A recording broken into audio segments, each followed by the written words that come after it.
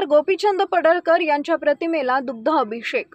काही दिवसांपूर्वी राष्ट्रवादी शरदचंद्र पवार पक्षाचे माजी प्रदेश अध्यक्ष आमदार जयंत पाटील यांच्यावर भाजपा आमदार गोपीचंद पडळकर यांनी केलेल्या टीकेनंतर जयंत पाटील यांच्या समर्थकांकडून पडळकर यांच्या विरोधात आंदोलन केले जात आहे। तर दुसरीकडे आमदार गोपीचंद पडळकर यांच्या समर्थकांनी पंढरपुरात पडळकर यांच्या समर्थनार्थ नामदेव पायरी इथं आमदार गोपीचंद पडळकर यांच्या प्रतिमेला दुग्ध अभिषेक घालून प्रतिमेचे शुद्धीकरण केले। यावेळी आमदार गोपीचंद पडळकर यांचे समर्थक मोठ्या संख्येने उपस्थित होते।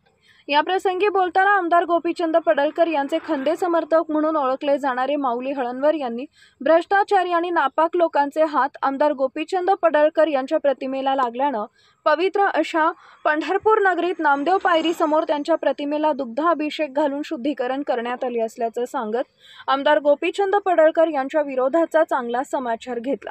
यावेळी पडळकर यांच्या समर्थनार्थ जोरदार घोषणाबाजी करण्यात आली। काय कशासाठी आज आमदार गोपीचंद पडळकर यांचा दुग्धाभिषेक केला?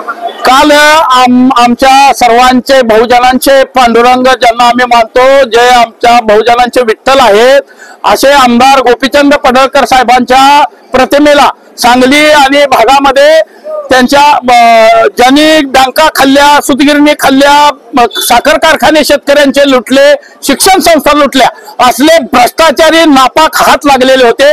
म्हणून या पंढरीच्या पांडुरंगाच्या समोर आम्ही त्यांची प्रतिमा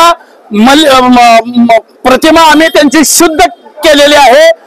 आणि या महाराष्ट्रामध्ये या महाराष्ट्राचे मुख्यमंत्री यांना ज्यावेळेस महाराष्ट्रामध्ये बोललं जात होतं की आम्ही तुमची बायको मागत नाही, आरक्षण मागतोय, त्यावेळेस या महाराष्ट्राचे स्वतःला ज्येष्ठ नेते समजणारे शरद पवार यांना दिसलं नाही का की पुरोगामी महाराष्ट्र आणि सुसंस्कृत महाराष्ट्र, मग पडळकर साहेबांच्या आमच्या ही रांगडी भाषा आहे, मेंढरा मागा आम्ही हीच भाषा बोलतो आणि या भाषेचं आम्ही नक्की समर्थन करतोय। वारंवार पडळकर साहेब अशी वादग्रस्त भाषा बोलत आहेत, तुम्ही त्याचं समर्थन करताय? नाही, पडळकर साहेबांचं एक नेतृत्व महाराष्ट्रामध्ये तयार होत असताना या प्रस्थापित पवार पक्षांनी प्रचंड असा मानसिक शारीरिक त्रास दिला, अनेक खोट्या गुन्ह्यामध्ये त्यांना अडकवण्याचा प्रयत्न केला।